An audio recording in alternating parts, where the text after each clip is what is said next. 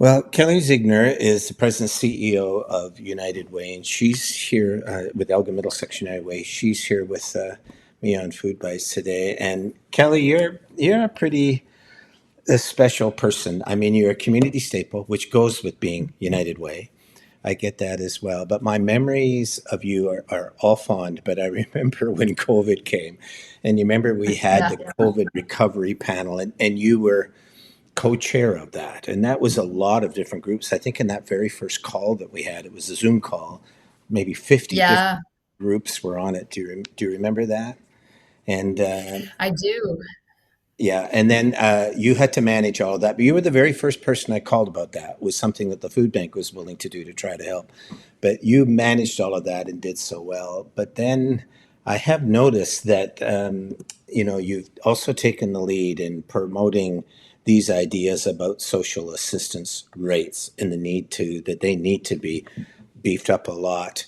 And I wanted to talk to you about that, Kelly, because Sure. we have, as Feed Ontario, which is all of food banks, we've been calling on that same thing for a couple of years. We've been up to Queen's Park, spoken with all the different, even with some ministers. It wasn't working, so then Feed Ontario tried to see if the government would at least end the clawbacks. So there's some jurisdictions that were adding money to try to help, funds to try to help people on social assistance, but the provincial government would claw it back, and we haven't had all that much success there. So I was delighted to see that you had come out with United Way and took this stand. And I'm seeing more of that, to be honest with you. I mean, the public health officers, both here in London and in the Mhm. county not just outside of London, were calling on things to be done to help around food security and income and other things. So I think it's really great that you've shown that kind of leadership. I don't suppose it's easy. There'll be some criticisms to that or whatever. But I wanted to provide you the opportunity, Kelly, to just take us through that process, how you got Yeah. there as a board and as the United Way, and what is it that you're hoping to get from that. Yeah. So most people know us from our long history of our United Way campaign in the community that raises funds that then in turn we allocate back out into programs and services out through our region that deal with issues like food security, supported housing, all of those basic needs, supplies that folks are having a hard time securing, as well as programs that help kids thrive. So really important work, but particularly in the area of basic needs, food security, we really feel like we're treating the symptoms, and it's critically important the work that the food bank does and agencies around our region to get meet people at their point of need and to help them get through another day. But the problem is we're not addressing the root cause, as you well know, and you see every day, Glenn, of a dignified income for people, particularly for those on social assistance. And um, we felt that it's important for us as an organization that has, a broad reach in our community. We're well connected to the corporate sector, to individuals, to labor and government, for us to be also raising our voice and using our network as a megaphone to help people understand the harsh reality that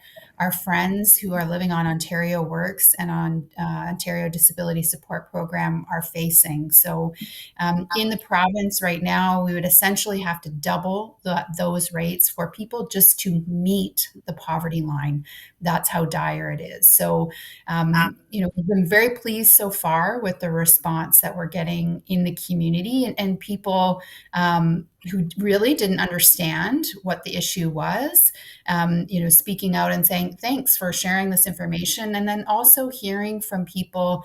I've gotten a few emails in the past week from parents of people of adult children who are on ODSP and can't work, won't ever be able to work, and talking about the daily struggles that their family faces with trying to support somebody with a disability who's living in abject poverty. So it's really important work, and I think we will continue to raise our voice on this and other issues. Yeah, and I think that as I've been at this 38 years for the food bank, right? Mhm. And but I know that the mindset has really changed. And in the past there was this balance. There was this sense that governments had responsibility to properly administer programs for citizens at various levels, being challenged in all sorts of different ways. And governments took on those responsibilities. There was often sharing amongst the jurisdictions, local, provincial, federal. And then the reason why food banks came along in the 80s was because that mix was no longer really working. Right. What was coming from the government level was not enough to keep up with the challenges that were happening at the social level. And then that recession ended in the 80s and things never went back, right? Yeah. And then we had a recession in the 90s. And then we had the big recession in 2007, as you know. And then we've had COVID. So all of those things are there. But I think what citizens probably need to understand, and what you're trying to help them to understand, is that this is actually, in some cases, been going on for a decade. That's right. So not just in Ontario, it's also true in BC that people who are on a BC works, for instance, similar to Ontario works, haven't had an increase in a decade. In the Yeah. meantime, for the rest of us, standard of living has gone way up, cost of food has gone way up, rent has gone way up. And we hopefully have wages or have the ability to be able to keep up with that. But the people in supports and government supports have had very little, if anything at all, to help them to That's do. right. So help me to understand, if I was on Ontario Works and I was a single male and I Hmm. was on Ontario Works, I would get about $730 a month. Is that correct? That's correct. Yeah. So then what are my expenses that I have to pay for that? How does that work? Well, we know that the cost of housing is exploding, and Yeah. to get a one-bedroom apartment in our community, you're looking at about $1,200 to $1,300 a month if you can even find one. And we're hearing stories of a room in a rooming house going for $800 a month. So you don't have to be a mathematician to figure out that there is way more month than money for people. And so their daily lives become about survival, right? Getting themselves to the food bank or to a community agency that has food that the food bank has provided, going to a meal program, going to see their caseworker, finding, other couch surfing if they're not having an opportunity to find and stable housing. So it's really hard work being poor, and I think a lot of people don't realize that. You sometimes there's a stereotype or a stigma attached to poverty or being on Ontario Works, that it classifies people as not trying, and I would argue that people are trying incredibly hard. And I heard a quote recently that talked about how we are program rich and system poor. So Yeah. there's no shortage of wonderful social service agencies in our community, in our region, that are doing their very, very best and squeezing every nickel to support people in need. But the system is broken when that is looked upon as sort of the first point of help for people, when really we should be systemically providing a dignified income for people. And this is accessing a food bank or a community neighborhood resource center. Those would be things that would maybe supplement, but you don't have to rely upon them on a daily, weekly, monthly basis. Yeah. So Kelly, you had a session a couple of weeks ago at the Will Theatre in which you went over this thing that I was showing in the paper here about that, bringing the community together, dealing with it, and you also had people of lived experience, people who are actually going through this kind of stuff there. Can you go through that evening with me and how you, as the CEO and president of United Way, Middlesex Elgin, how you felt about that? Do you think that help to change the channel or raise the temperature a bit? What was your personal sense of that? Yeah, it was a really great evening. We, as you mentioned, we had a good mix of individuals with lived experience and some, academics that could tell a little bit of a story around the history, like you've Mm. mentioned, of social assistance in the province and some of the implications of not sort of treating the root cause of this issue. But it was really powerful to hear the words of folks. With lived experience and a young woman, Ashley Harp, who participates in the Circles program at Goodwill. Herself was once on social assistance as a single mom and now is a coach and mentor to others.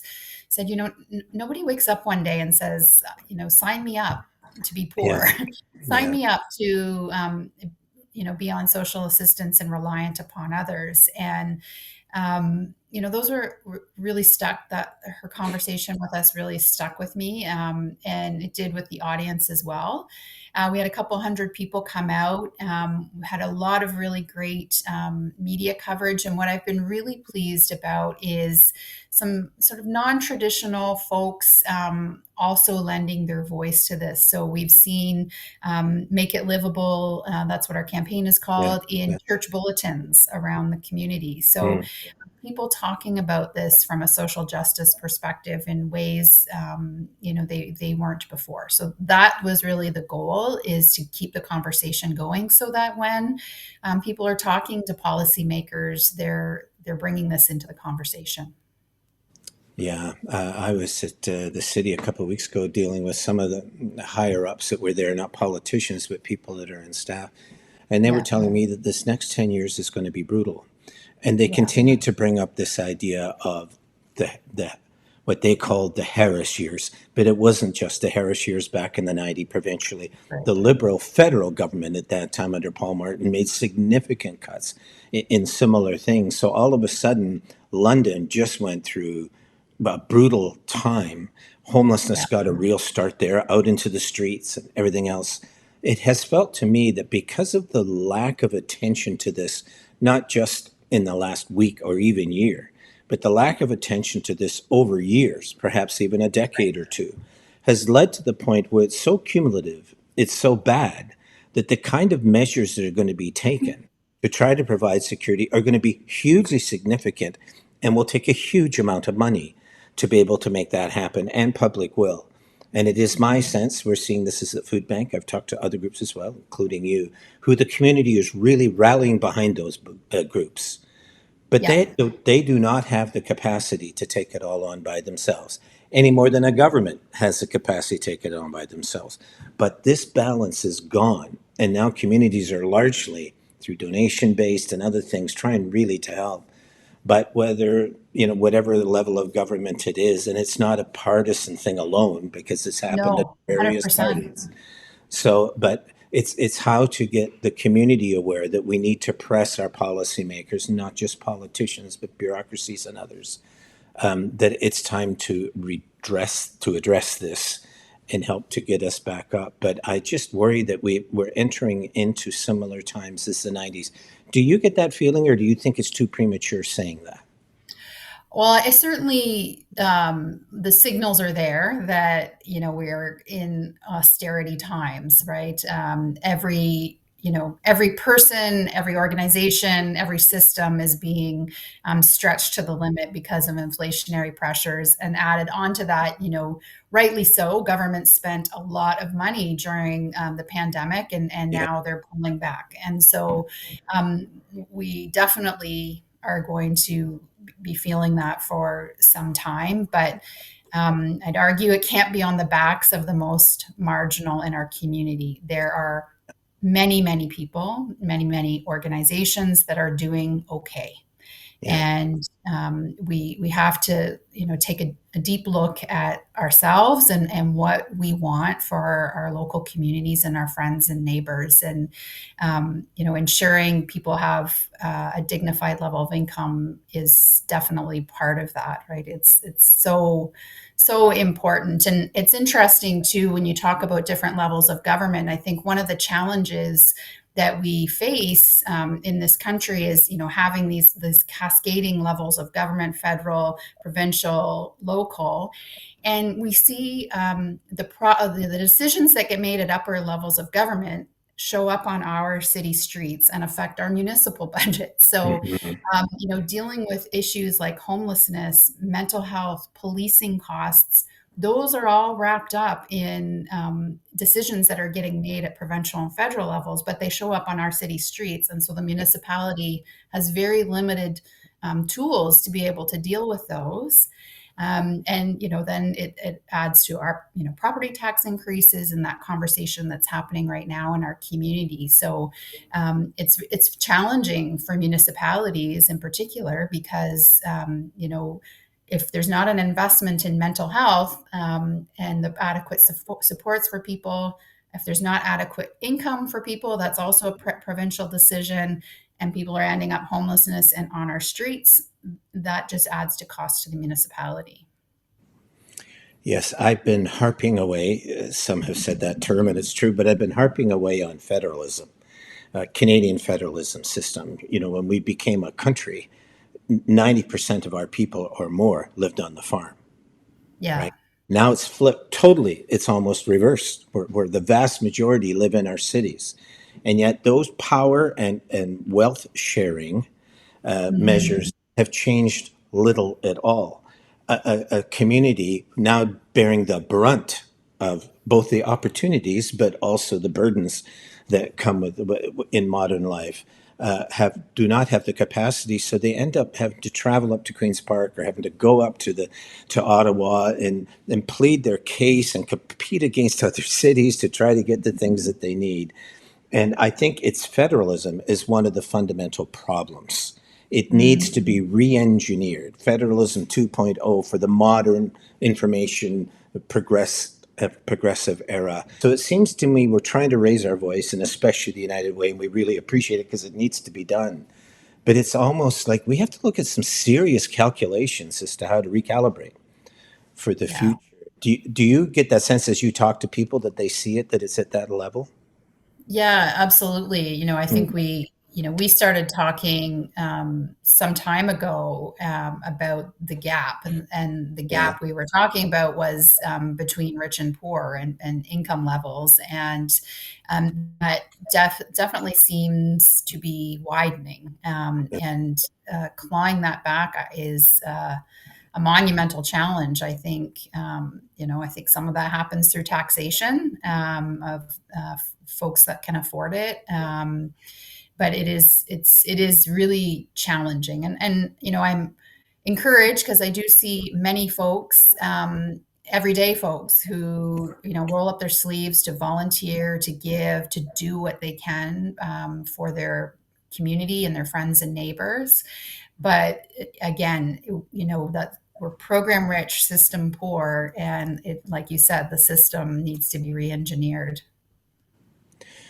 It's a very difficult thing for people like the United Way, especially, but it's not easy for the food bank either. Like we have, lots of different people with different ideologies that volunteer or support us as the United Way does. But these things are really about democracy itself. That's my sense. It's about how we vote. It's Yeah. about how we feel about people. But the moment that you stand up as a nonprofit or a charity and speak to that, you almost run a real risk of losing support because people think, oh, you're speaking out against this party or you're speaking out about this government. And what we're trying to say is it's cumulative. It's built over decades amongst all parties. And what we're calling for is political renewal, focusing again back onto our communities. But it is hard because Yeah, it certainly has been a journey when we talk about public policy and advocacy. yeah, Our history was we were pretty silent on issues. yeah. We weren't out there, talking about issues in this way or talking about government policy. And we slowly started dipping our toe into the water, and as you know, it's about how you do it, and Hmm. sound policy trumps partisanship. There are government policies out there that make sense no matter what party you're affiliated with or what your political leanings are. And we always keep it focused on policy. As you mentioned, the issue of social assistance rates, there's no one party responsible for that. Yeah. And, we have to, talk about the policy solutions in a way that our government partners and policymakers make sense and is compelling to them. And I think in this last case, when we're talking about social assistance rates, by and large, general public has been, and those who support us have been pretty supportive. We've not heard any negative comments, except for the stuff that you sometimes will see online, which Yeah. I don't think matters what you're saying. There will always be someone with a countermeasure, but some of the conversations I've had with people one-on-one, people will say, well, why should my tax dollars pay for someone's social assistance increase? And my Yeah. answer is they already do. You're paying for increased costs in the healthcare system. You're paying for increased costs in community policing.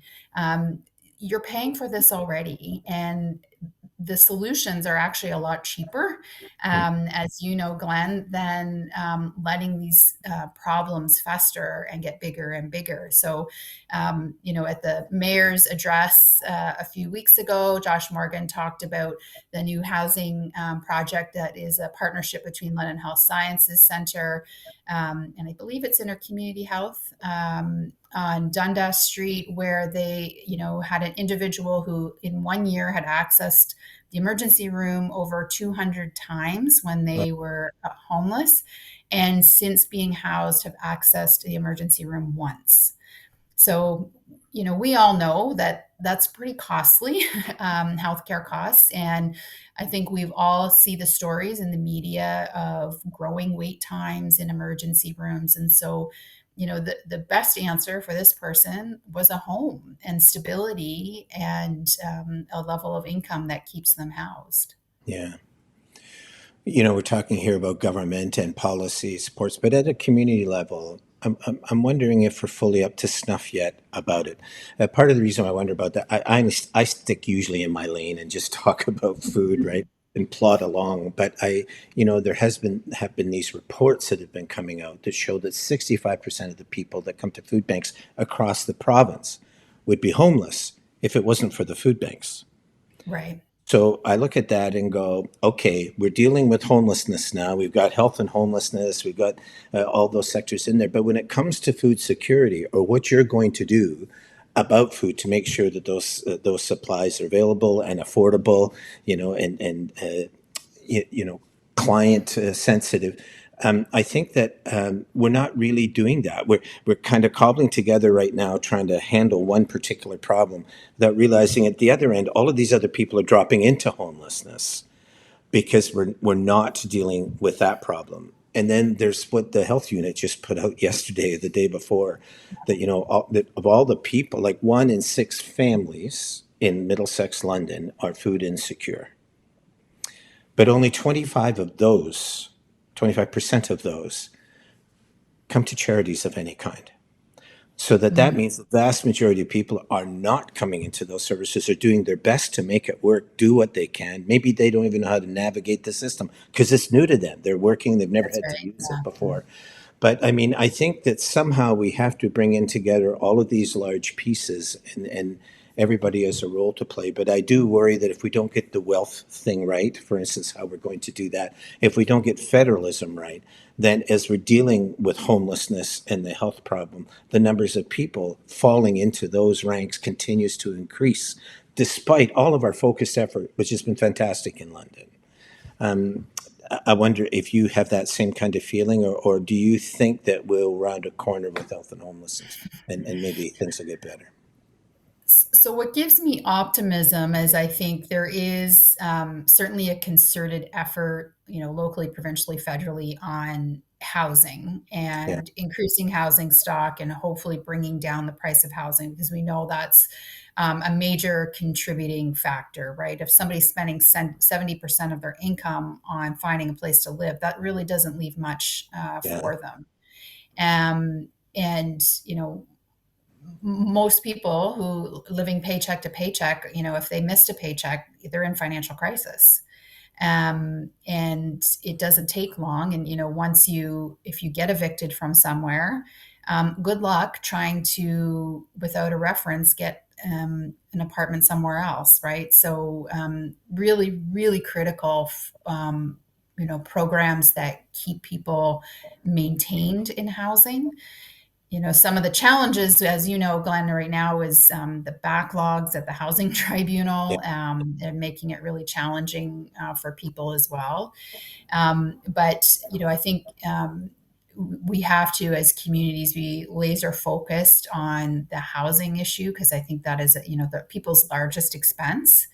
Um, uh, in addition to ensuring that people have a living wage, that Yeah. social assistance rates are dignified, so that folks at that lower end of the spectrum are looked after. And then also, how do we prevent people that are doing okay right now, but one Yeah. mortgage renewal away from, I don't know what I'm going to do, right? And so debt counseling and keeping people informed and educated about what choices they can make, and what agency they have right now to be able to prepare themselves, so that Yeah. they're not falling into that risky, precarious spot. Yeah. I talked about food. You'll have to forgive me, Kelly. I talked about food because the show's called Food Bites, and Oh uh, yeah, and I 100%. help out. I help out at the food bank. But you're right about the housing piece. I totally agree with that. And there seems to be some kind of consensus around that. Hmm. But we'll see what happens as elections come and go. Those kind of things that happen. I think if I feel a, any real sense of hope, it's with groups like what the United Way has done, not just in helping to collaborate and pull groups together and other, but to speak up about it. Yeah, I mean, these things need to be done. The parameters have changed, right? It's not as it used to be in our societies, and people need to understand that that has been a fundamental shift in how we handle the dealing yeah, with vulnerable folks in our society. And I think it takes groups like the United Way or the health units doing what they did, right? I just, or the hospitals speaking up. It's right. really important that these leaders in our community, like yourself, are doing that. And I do feel a sense of hope at that. And I continue to be amazed at just how much Londoners are giving. Yes, As yes, I talk to different, because they are the ones that are actually also having to pay more for groceries, more for rent, all that's that right. kind of stuff. And yet they're compensating, but they will not be able to compensate to the level that provides equity and fairness within the Yeah, system until the government reemerges.